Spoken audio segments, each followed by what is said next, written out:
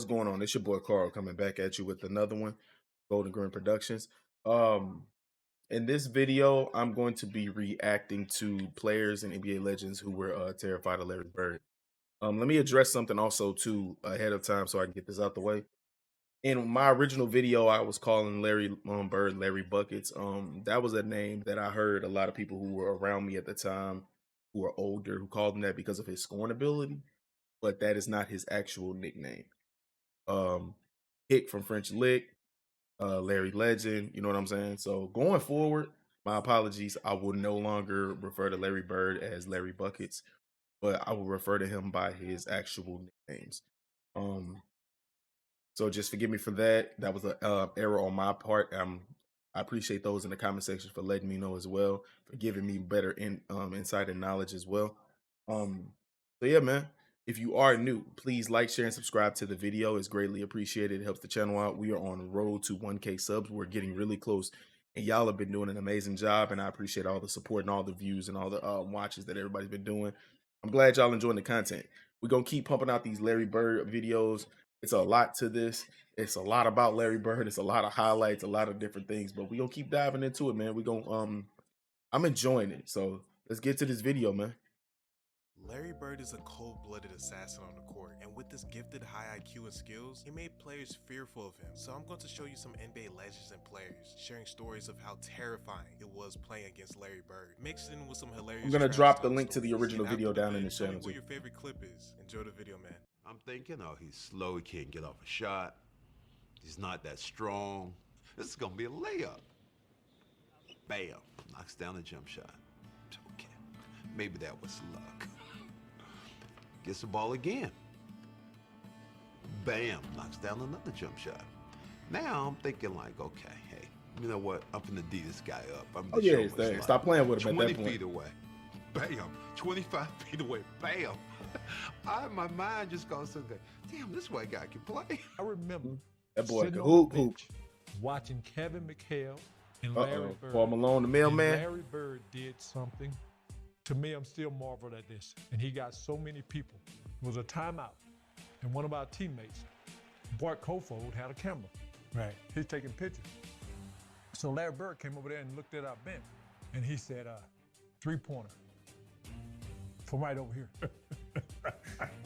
So I'm sitting over there looking like Babe Ruth, calling your shot already, right? Yeah. So Isaiah, I'm sitting there looking. He looked down at the floor. Hell, everybody looked down at the floor. He like he threw something. And he hit a three. Oh, can you believe that? And I remember Kevin kind of looking over at the bench like this is gonna be a long night. I fear no one but Larry Bird, because if you keep it close and he has a chance to win it, he's gonna win that game. But Larry Bird would put fear in me and everyone else, just like Luka does. And I watched him going, man. I can't even put Luka in the same category as Bird, man. I just can't do it. McHale's ever had plus, and he could put the ball. Look, all right. So after watching a lot of these videos, bro, like a lot, people always talk about the amount of points that the players are scoring now. Okay. It doesn't mean nothing if you're not playing towards something. Every time Larry Bird stepped on the court, Larry Legend stepped on the court, they were playing for something. The man's got 3 rings and 3 regular season MVPs, bro. That Celtics team was always playing to win. It was no play-in spot. It was no, you know what I'm saying? So, like, what I'm learning is quality over quantity. You know what I'm saying? Empty calorie stats. That's basically what a lot of these players currently are giving us. A whole bunch of high-scoring games. Like, prime example, Trae Young is one, for instance. You can score 40, 50 points, but if your team is going negative every year, what does it matter? Larry scored when it mattered.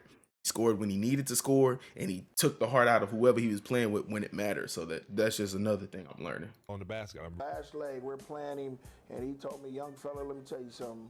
I can shoot a jumper anywhere I want to. And he said, you're supposed to be a great defender, right? He said, I'm going to make sure I tell you where I'm going to shoot the ball at.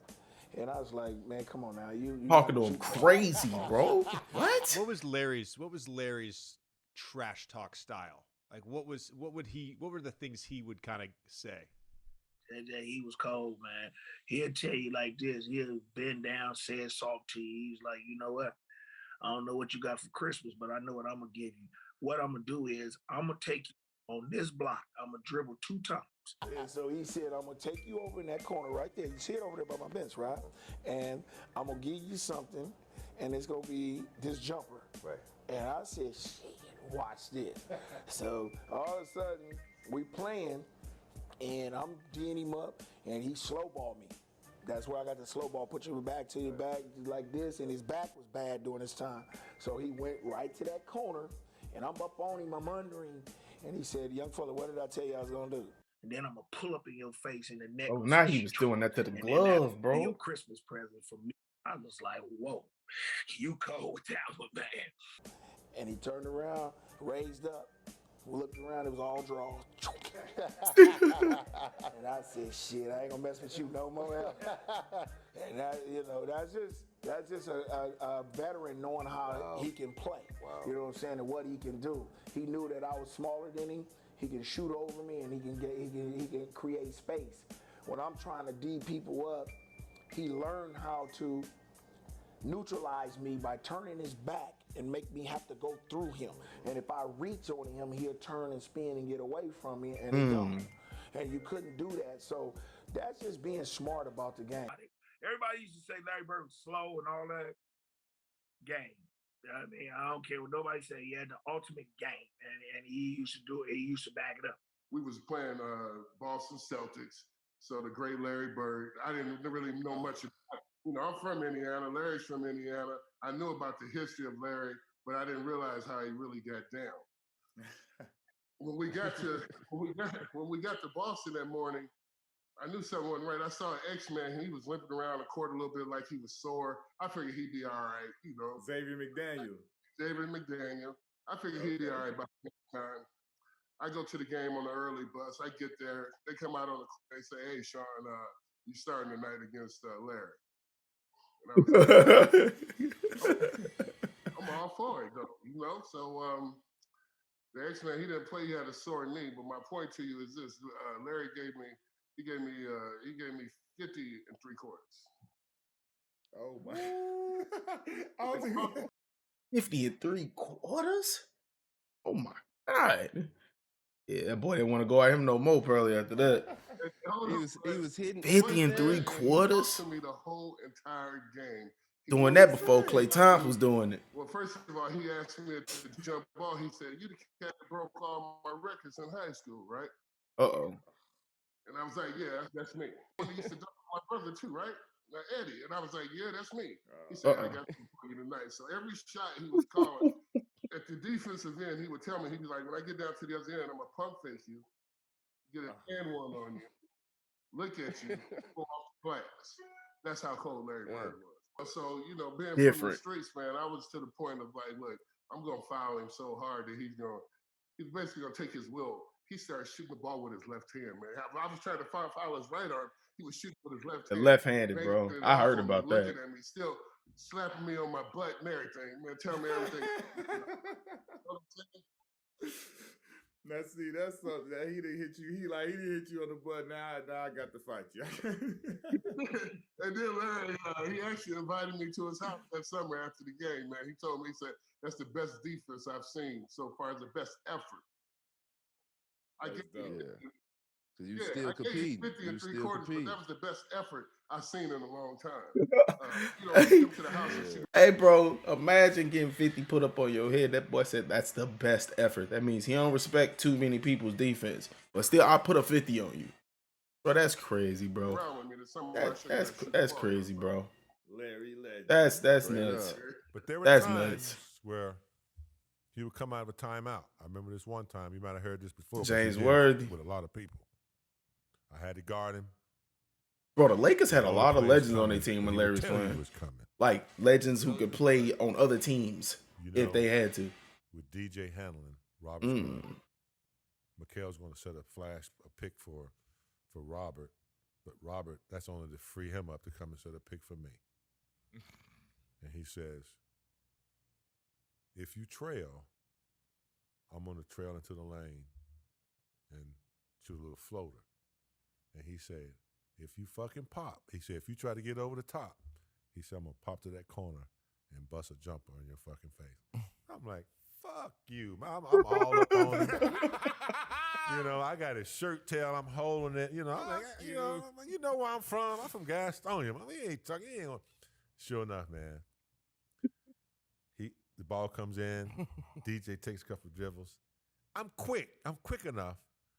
I think I can get over the top. I get over the top. I get out there, but he pops to the corner and I'm running. He kind of waiting, you know.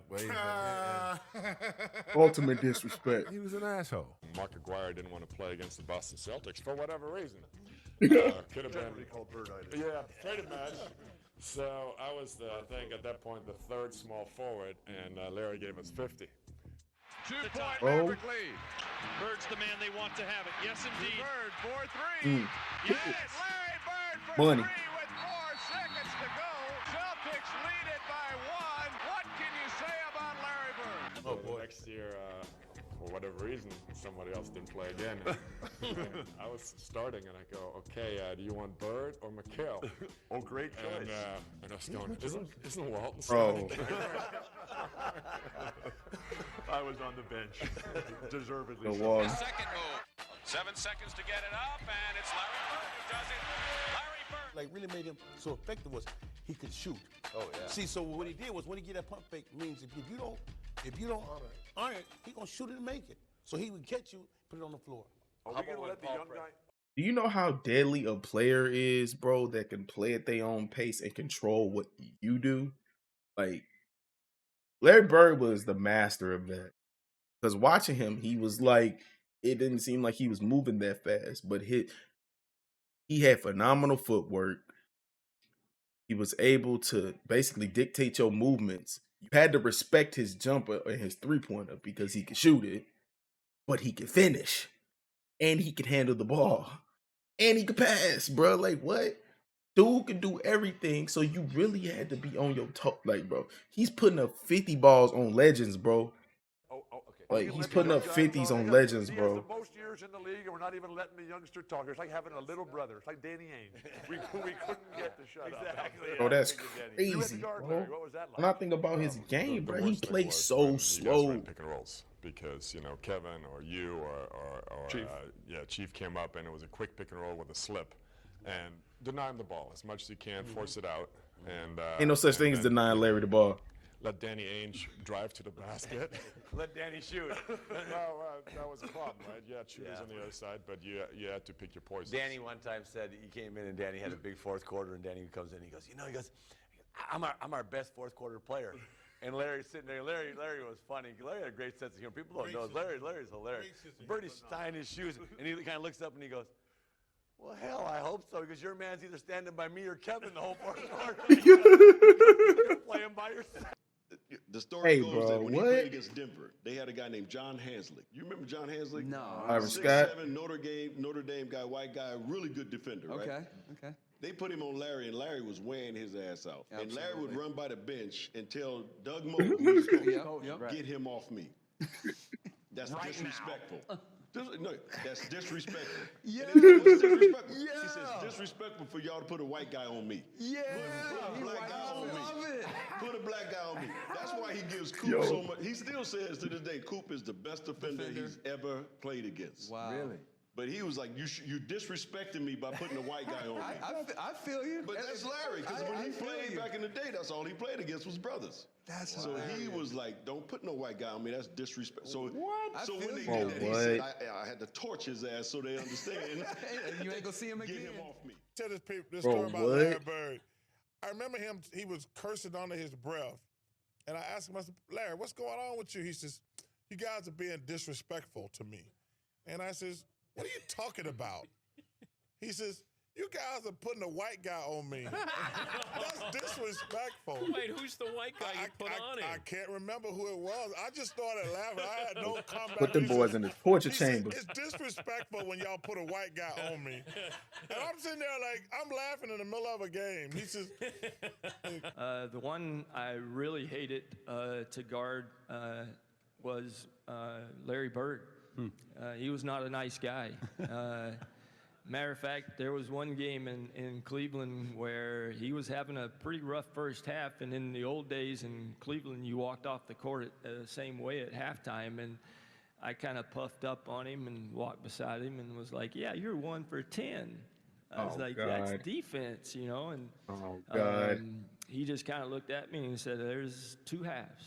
And he came back out and hit about 10 in a row on me, and the last one was left-handed, and he asked me if my mother was watching because he wanted to embarrass me. So, yeah, so he was tough. Oh, everybody. It was 92, 91, 92 season, and we was playing the Boston Celtics. It was Bird, McHale, Parrish, the Great Three, Ainge, and we was up 1. Okay. He said, "Who's guarding me?"